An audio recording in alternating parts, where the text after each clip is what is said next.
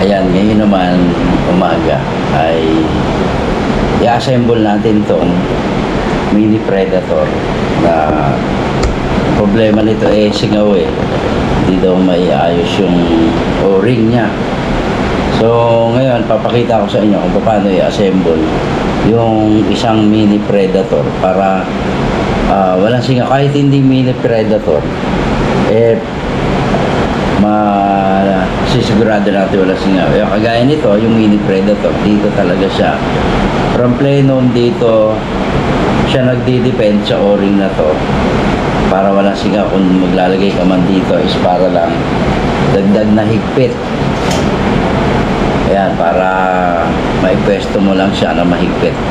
So, alisin mo muna itong firing pin sa loob. Alisin mo muna siya para masigurado mo hakap yung o-ring o hindi masyadong masikip para hindi masira yung o-ring niya. Kasi kung masyadong masikip, pagpasok na mararamdaman mo yan kagaya niya, sagad na siya. Ayan, nag-i-start na siyang pumasok doon sa doon sa chamber ng doon sa kanyang pinaka-plenum. Yan. So, ramdam mo na yung o-ring ay talagang lapat na lapat doon sa wall ng plenum niya. So, ayan. Ayan, mararamdaman mo. Dito pa lang sa pwesto na to, sa ganitong hindi na siya sumisingaw niyan. Hindi na yung sisingaw. Kasi lapat na lapat siya. Pwede pa nga mas liitan pa ng konti yung o-ring. Pero, pumapasok naman siya na hindi nadadamage. Kaya ito na ilalagay natin for sure. Kasi para doon sa baguhan pa yung may-ari nito. So ayan, makikita nyo kahit i-check nyo maigi. Ayan, wala naman siyang damage. Ayan. Makikita nyo, buo naman yung o-ring niya. Kaya pag naipasok nyo, titingnan nyo kung kakalasin nyo ulit kasi wala pa rin naman yung firing pin niya. Yan, wala pa rin yung firing pin kaya mararamdaman nyo pa kung ano. Tapos isang importante dyan yung ng o-ring, ng spring, yung seat ng spring dito sa loob. Hindi pwede yan na pantay lang kasi gagalaw yung spring dyan habang hinihigpitan mo siya. Ang spring niyan kapag yan ay naipasok mo na sa gilid yung hindi na maganda yung lapat ng firing pin. Ito, hindi maganda yung lapat niya. Kaya ipapasok natin yan. Ngayon, make sure lang na malinis itong ibabaw niya. Wala siyang any solid na na pinag yan. So, yan. So, yun, nakapasok na doon yung spring niya. Saka mo ngayon, ipapasok tong itong power plane mo kasi sigurado ka na naman, lapat na lapat siya So, ayan. O, yun. Nararamdaman mo na nandun. So, makakasiguro ka na wala na singaw dito sa portion na to. Tapos, dito naman, pag naglagay ka ng tank, ayan, ito na ang tank ang ilalagay natin. Hindi na dito nakadepend yung niya kasi dito maluwag yung butas niya. So dito na siya sa o-ring na to. So mararamdaman mo yung o-ring na yan habang pinapasok siya. So ayan, maganda naman yung thread niya. Ayan, paglapat ng o-ring na ganyan, yan, makikita nyo. Paglapat niya sa mararamdaman nyo dapat na lapat siya sa wall ng yan.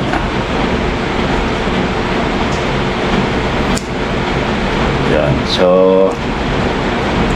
i-adjust natin to kasi sagad na siya, hindi man dapat masyado mahigpit, no?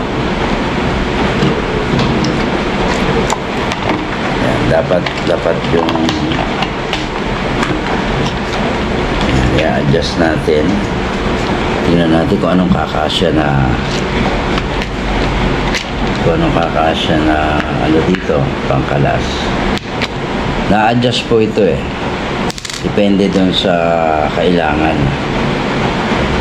Pero dapat din na consider yung i-consider nyo yung ayan, nahuhulog pa.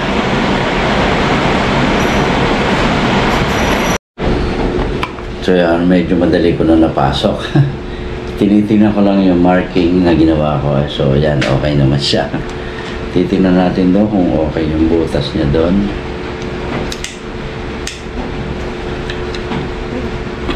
Silipin natin kung okay yung butas.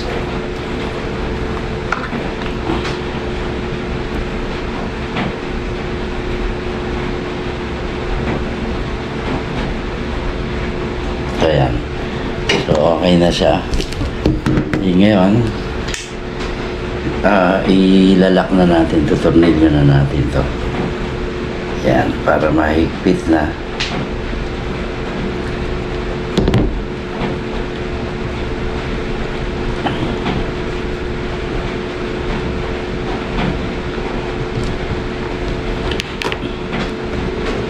Teka, medyo kailangan pa natin ilubog ng konti. Yun. So, kita nyo, kamay na lang. Tinulak ko na lang. Yan. Yan yung kasi maghahawak ng mag.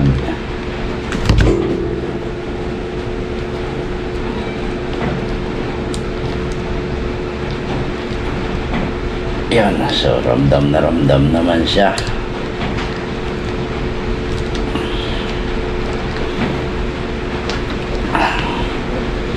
So, yan. So, okay na siya. So, dito, this case, hindi na natin ilalagay yung ibang part niya kasi dito na natin hahanginan na natin ito ng ganito. And then, i-check natin. I-check natin yung kanyang lalagyan natin ng tubig at sabon yan. Ayan, dito medyo na parang merong inipit ng ano siguro para makalas. Ayan o, parang inipit ng vice grip. So ayan, team ngayon ito na, pakita ko na lang sa inyo, hahanginan ko na to, ipakita ko na lang sa inyo kapag chine-check na natin para malaman nyo rin kung paano yung pag-check ng singaw hanggang dito sa dulo. So, hanginan ko muna para maipakita ko sa inyo lahat yung yun, mas natagalan tayo sa pag-mount ng barrel kaysa doon sa pag-aayos ng singaw, ng leak. Kung makita nyo naman, madali lang siyang iayos. Ito nga palang barrel na to, sa akin din to in order. Gawa ko rin po ito. Yung barrel na yan. Kaya, based doon sa kung itanong ko sa kanya, based doon sa kanya, tuwid naman kapag walang silencer.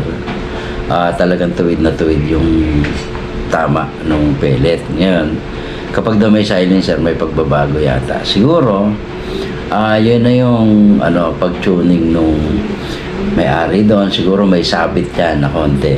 May sabit, kaya hindi siya kumbaga may sabit na konti. Kaya medyo nagkakaroon ng groupings kapag tinetesting na may silencer. Pag walang silencer, okay naman siya. So yun, konting lang yun, may sabit yun.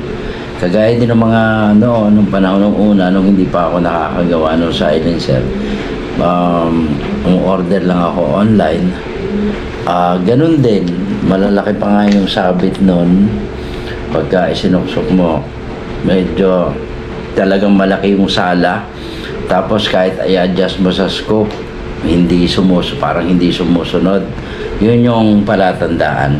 Malaki yung sabit nun kapag gano'n. Kaya mas maganda doon, meron kayong kikil na bilog para ma-set ka. Dito manipis na manipis ang nito, yung thread niya, kaya medyo lang, konting hand tight lang talaga eh mahigpit na siya kasi nga medyo manipis yung baga makitid.